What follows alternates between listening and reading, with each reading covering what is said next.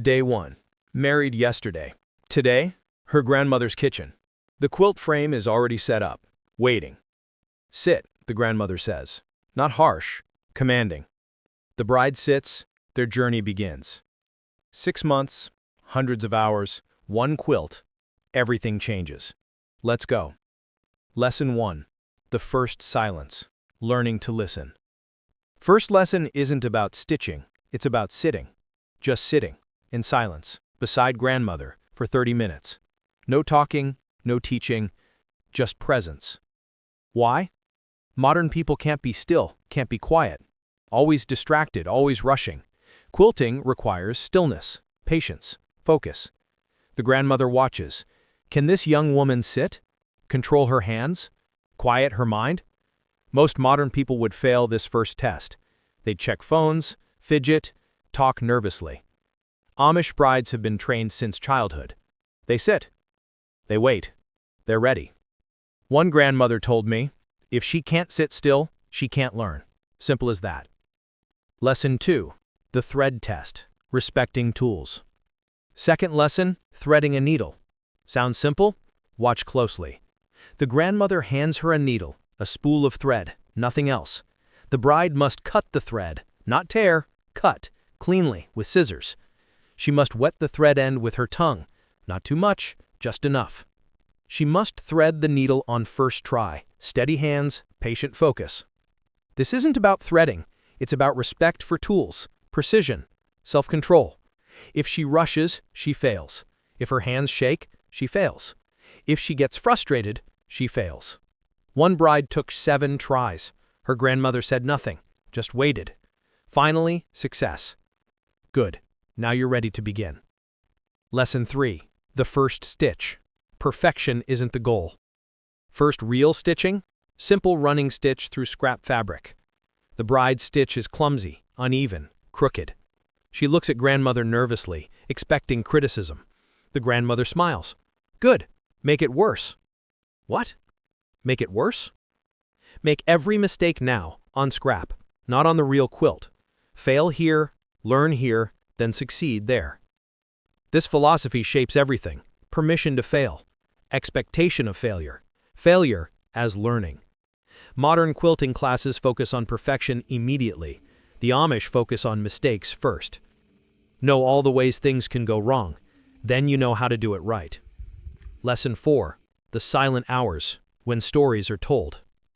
Hours pass. Stitching scrap fabric, practicing, failing, improving.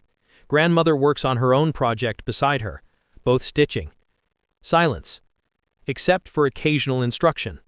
Smaller stitches. Even tension. Relax your shoulders.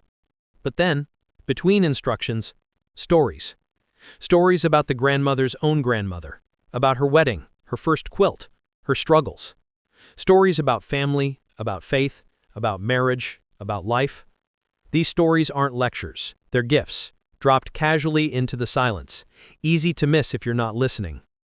The bride stitches and absorbs. The rhythm, the stories, the presence. One granddaughter told me, the quilting was the excuse. The real gift was those hours, alone with her, hearing her stories, feeling her love. Lesson 5. The mistake quilt. Permission to fail. After weeks of practice, grandmother announces, time for your mistake quilt. Every bride makes one. A quilt where mistakes are expected, encouraged, protected. This quilt won't be displayed, won't be judged, won't be kept forever. It's a learning tool, a safe space for failure. The bride pieces together blocks, some crooked, some misaligned, some the wrong size. Grandmother watches, corrects, but allows mistakes. Feel how that fabric fights you? That's why you cut on the grain. See how that seam puckers? That's from pulling too tight. Every mistake teaches. The mistake quilt captures all lessons in one place. When finished, it's rough, imperfect, beautiful in its honesty. Keep this, grandmother says. Remember where you started. Lesson 6. The pattern choice. Reading character.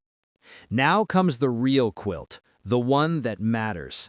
Grandmother presents pattern options, traditional Amish designs, center diamond, Bars, sunshine and shadow, log cabin. Choose, she says. This isn't just aesthetic. The pattern reveals character, tests patience, matches skill level. Geometric patterns require precision. Curved patterns require confidence. Complex patterns require dedication. The grandmother watches the choice, learns about her granddaughter's personality, ambitions, self-awareness. One bride chose the most complex pattern. Grandmother shook her head. Why that one? Because it's beautiful. Choose based on who you are now, not who you want others to think you are. The bride chose simpler, wiser. Lesson 7. The hands shaking, passing the old techniques. Months in, the bride is competent, confident, skilled. Now grandmother teaches the old techniques, the ones her own grandmother taught her. How to estimate fabric without measuring. How to judge stitch tension by feel. How to repair invisible tears. But here's what broke me. The grandmother's hands shake now. Age, arthritis, time. She demonstrates a complex corner fold. Her hands fumble, struggle. The young hands reach out, help steady, complete the fold together. 4 hands, 2 generations, 1 technique. The grandmother's eyes water. She knows this might be the last quilt she guides, the last technique she passes. The granddaughter knows too.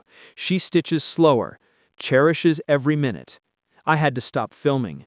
Too sacred, too painful, too beautiful. Lesson 8. The first solo quilt. The test. After 6 months, grandmother makes the announcement. Start your wedding quilt. Alone. The bride's eyes widen. Alone? Without guidance? I'll be here, but watching, not helping. This one is yours. This is the test. Can she remember? Can she execute? Can she problem solve independently? The grandmother sits nearby, stitching her own work, available but distant. The bride makes mistakes, catches them, fixes them, continues. When she asks for help, grandmother says, "What do you think you should do?" Forcing independence, building confidence, creating mastery.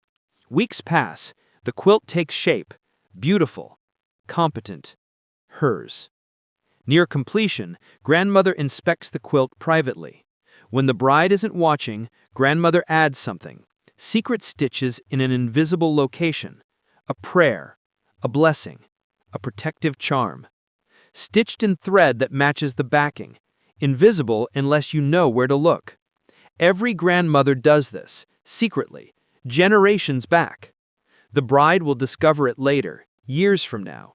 When she examines her quilt closely, she'll find her grandmother's secret blessing, hidden, protecting, loving. Lesson 10. The presentation. Becoming a teacher. The wedding quilt is finished. Time for presentation. But not to the bride, to the community, at a quilting bee. Grandmother presents the quilt. My granddaughter made this. The women inspect, judge, comment, critique. This is initiation, public evaluation, acceptance or rejection. The bride stands quietly, nervous, exposed. Finally, the eldest woman speaks. Well done. You've learned well. The bride has been accepted. She's no longer just a student, she's a quilter, a future teacher. Grandmother smiles. Her work is complete. The deeper meaning, what's really being taught? This process isn't just about quilting, it's about everything. Patience, persistence, respect for tradition, learning from failure, valuing elders, accepting criticism, working with your hands, finding peace in repetition. These lessons apply to marriage, to motherhood, to community, to faith, to life. The quilt is the excuse. The real teaching is about becoming an Amish woman. What modern life has lost? We've lost this. Completely. Grandmothers and granddaughters rarely spend hours together. Multi-generational wisdom transfer barely exists. We learn from YouTube, from strangers, from algorithms. We've gained information access. We've lost wisdom transmission. The Amish preserve something precious, something we desperately need back. Can this be restored? You can't recreate the Amish system, but you can capture the principle. Find an elder in your life, your grandmother, a great aunt, a neighbor. Ask them to teach you something, anything, their skill, their craft, their wisdom. Sit with them. Be still. Listen, not just to instructions, to stories. The craft doesn't matter, the connection does. So there it is, how Amish newlyweds learn quilting from grandmothers. It's not a class, it's a relationship. It's not a skill transfer, it's a love language. It's one of the most beautiful traditions I've ever witnessed. If this touched your heart, hit subscribe. Comment, do you have a grandmother or elder who taught you something precious? What was it? Share this with someone who needs to appreciate their elders while there's still time. Thanks for watching. Learn from your elders, and I'll see you in the next one.